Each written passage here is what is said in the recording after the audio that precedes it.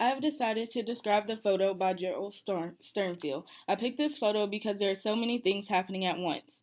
I'm going to talk about the photo in parts. This will be easier to describe the details. At the end, I will discuss the picture as a whole and how it possibly all fits together. I am first looking at the bottom half of the photo. We see a small green stand with a sign saying McLean Farmers Market. The stand also has a sign advertising apple cider. It is obviously fall by the dying grass and orange leaves. Pumpkins and apple cider are also typically a sign of fall. Looking at the pumpkins, we see that a lot of them are smashed. Was this done purposely? No one seems bothered enough to clean the pumpkins up. Speaking of not caring, there is no one actually working the stand. The only person at the stand is a firefighter.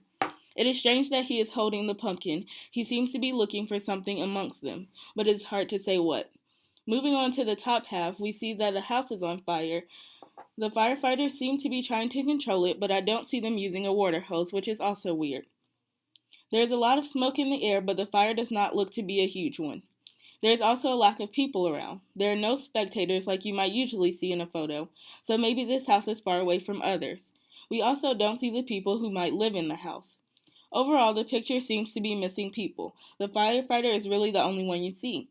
Maybe someone smashed the pumpkins and also started the fire. That could be the reason the firefighters are looking at the pumpkins.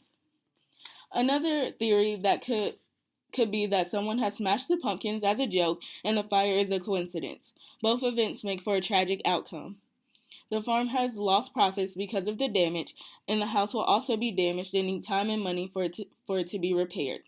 Overall, the picture has a lot going on. Although you can clearly describe some things about the photo, you cannot describe everything. I have made my speculations about the scene, but there is really no way of knowing.